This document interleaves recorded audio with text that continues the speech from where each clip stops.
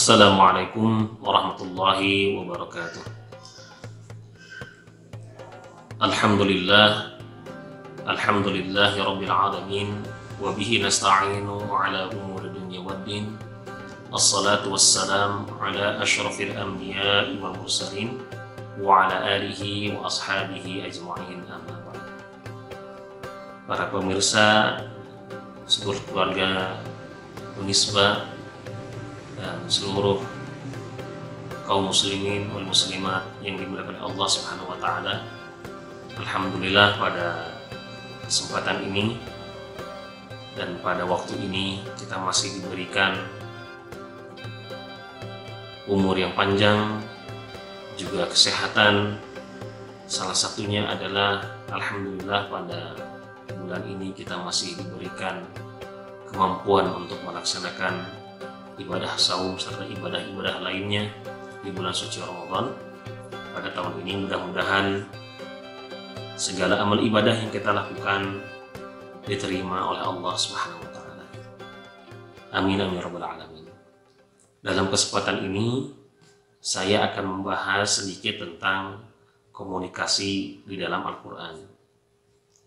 Memang di dalam Al-Qur'an maupun hadis tidak akan ditemui secara pasti atau secara tegas tentang kata komunikasi. Namun dari kedua sumber ajaran Islam tersebut dapat ditemui beberapa prinsip dasar yang berkaitan dengan komunikasi. Hal ini bisa dibuktikan dengan perhatian Al-Quran terhadap etika komunikasi yang secara eksplisit memang ada dalam ayat-ayat Al-Quran. Nah, prinsip-prinsip dasar komunikasi ini memang berkaitan tentang etika komunikasi. Secara tegas memang ada di dalam kata qaul. Nah, yang pertama dalam Al-Quran ini yang berbicara atau membahas tentang etika berkomunikasi itu, yang pertama disebutkan ada qaulan balighan. Ini ada dalam surat An-Nisa ayat 63. A'udzubillahi minasyaitonir rajim. Ulaikal ladzina ya'lamullahu ma fi qulubihim fa'rid anhum wa'idhhum wa qul lahum fi anfusihim qaulan balighan. Mereka itu adalah orang-orang yang Allah mengetahui apa yang ada dalam hati mereka, karena itu berpalinglah kamu dari mereka dan berilah kepada mereka pelajaran, dan katakanlah kepada mereka perkataan yang berbekas pada jiwa mereka. Balil dalam bahasa Arab artinya sampai, mengenai sasaran, sampai kepada tujuan. Kalau kita kaitkan dengan kata qaul, maka qaulan balighan itu bisa artinya secara bahasanya adalah perkataan yang fasih, perkataan yang jelas, maknanya terang, tepat penggunaannya. Oleh karena itu, prinsip qaulan balighan kalau kita terjemahkan kepada komunikasi, ya bisa dikatakan sebagai komunikasi yang efektif. Maksudnya adalah qaulan balighan itu adalah dalam menyampaikan pesan hendaklah diungkapkan dengan ungkapan atau pesan yang mudah dimengerti, langsung ke pokok masalah, tidak berbelit-belit atau tidak bertele-tele. Nah, agar komunikasi itu efektif, maka gaya bicara dan pesan yang disampaikan hendaklah juga disesuaikan dengan situasi dan kondisi orang yang akan menerima pesan dari kita. Contohnya, bila kita berbicara dengan anak-anak kecil, ya maka bahasa, gaya bicaranya, pesan yang akan kita sampaikan harus disesuaikan dengan pikiran mereka. Jangan sampai berbicara dengan anak TK atau anak kecil tapi disamakan dengan bahasa atau ungkapan yang disampaikan kepada mahasiswa. Pasti ini tidak efektif. Kemudian yang kedua adalah qaulan kariman. Komunikasi yang kedua adalah qaulan kariman. Dalam surah Al-Isra ayat 23, wa qadha rabbuka alla ta'budu illa iyyah wa bil walidaini ihsanan imma yablughanna 'indaka al-kibar ahaduhuma aw kilahuma fala taqul lahumā uffin wa la tanharhumā wa qul lahumā qawlan karīman. Qawlan kariman ini, kalau kita melihat pada ayat Al-Quran dari dalam surah Al-Isra itu, qawlan kariman itu artinya adalah perkataan yang mulia. Nah, dalam ayat ini dijelaskan bagaimana etika komunikasi, contoh seorang anak kepada orang tuanya. Secara tegas tadi katakan, komunikasi seorang anak kepada orang tua. Nah, seorang anak kalau akan menyampaikan pesan atau ingin menyampaikan, berbicara kepada orang tua, hendaklah sampaikan dengan kata-kata yang mulia. Meskipun orang tua itu mungkin tingkat pendidikannya, ekonominya lebih rendah daripada anak, tetapi tidak boleh seorang anak itu berkata dengan perkataan yang merendahkan. Atau contoh lain, kalau orang tua salah, hendaklah seorang anak ketika akan membenarkan atau mengevaluasi atau mungkin menasehati orang tua, hendaklah sampaikan dengan perkataan yang tidak merendahkan atau menghinakan mereka. Nah, ini menjadi suatu pelajaran bagi kita, bahwa jangan sampai gara-gara mungkin seorang anak merasa lebih pintar, merasa lebih kaya daripada orang tuanya, sehingga ketika menyampaikan perkataan, cara komunikasi, gesturnya, mungkin perkataannya kepada orang tua itu mungkin dengan pesan-pesan yang seperti menghina, merendahkan. Naudzubillah. Kemudian yang ketiga adalah qawlan maisuran.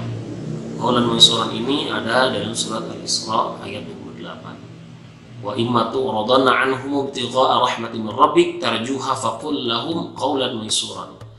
Qawlan maisuran itu bisa diartikan sebagai perkataan yang mudah atau pantas. Nah, kalau kita melihat kepada asbabun nuzul, sebab turunnya ayat ini turun ketika ada orang-orang dari Muzainah meminta kepada Rasulullah sallallahu alaihi wasallam agar mereka diberi kendaraan untuk berperang fisabilillah, berperang di jalan Allah. Kemudian Rasulullah menjawab, aku tidak mendapatkan lagi kendaraan untuk kalian. Lantas orang dari Muzainah setelah mendengar jawaban dari Rasulullah tersebut, raut muka mereka itu muram. Bahkan mereka menangis, berlinang air mata. Karena apa? Mereka menganggap bahwa perkataan Rasulullah tadi itu sebagai bentuk kemarahan beliau terhadap mereka. Nah, kalau kita melihat dari ayat tadi, maisuran itu adalah perkataan yang pantas, perkataan yang mudah, yang isinya adalah hal-hal yang memberikan motivasi, menggembirakan, menyenangkan, sehingga tidak membuat orang itu kecewa atau putus.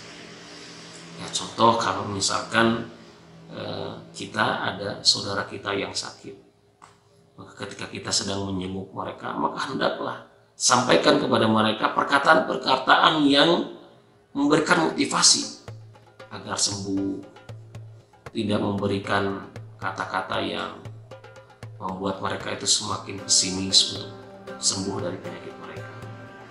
Nah, apalagi dalam masa pandemi corona sekarang ini, kita sedang diuji oleh Allah Subhanahu wa Ta'ala, maka marilah kita satu sama lain saling memberikan semangat, motivasi, insya Allah. Dan kita bersabar, memberikan ikhtiar yang baik.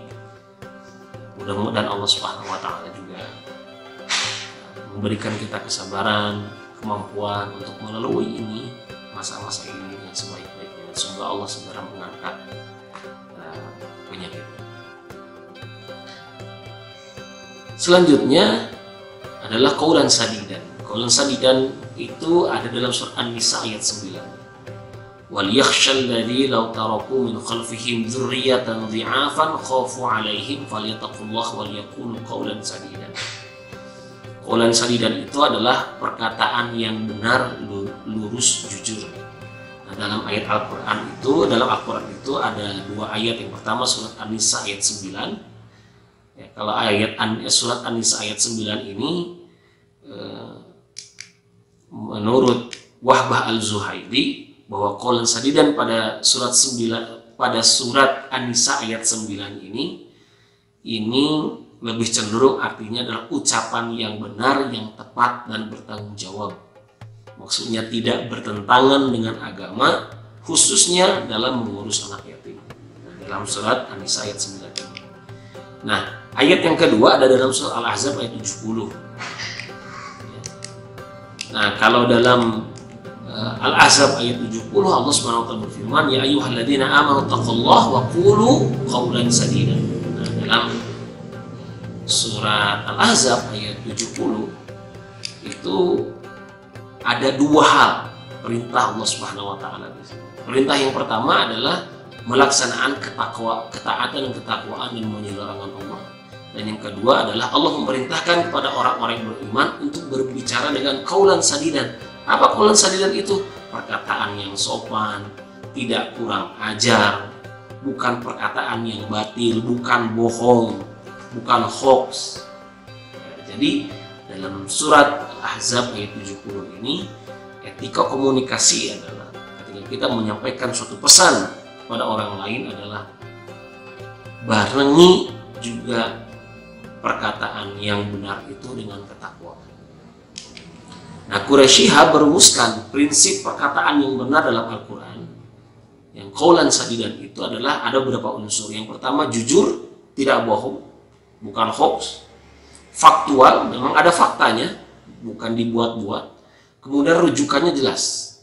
Jadi ya mohon maaf kalau di media sosial tidak sedikit dari kita itu kadang-kadang mendapatkan suatu berita kita langsung share tanpa kita tidak tahu rujukannya yang jelas dari mana, apakah faktanya ada atau tidak. Ini etika dalam komunikasi. Selanjutnya adalah qaulan layyinan, perkataan yang lemah lembut. Ini terdapat dalam Quran surat Thaha ayat 44. Faqula lahu qaulan layyinan la'allahu yatadhakkaru aw yakhsha. Ayat tersebut adalah perintah Allah Subhanahu wa taala kepada Nabi Musa dan Nabi Harun agar berbicara dengan lemah lembut kepada siapa?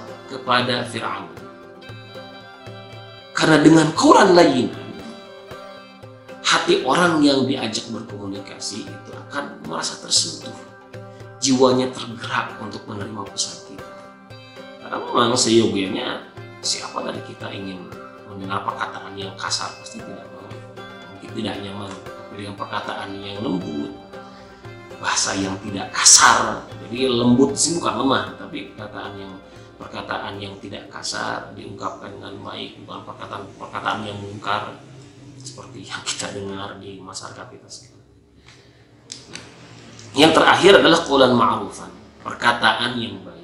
Ada dalam surat Al-Ahzab ayat 32. Kalau ma'ruf ini berasal dari kata arufa, al-urfu. Al-urfu itu berarti standar kebaikannya adalah berdasarkan apa?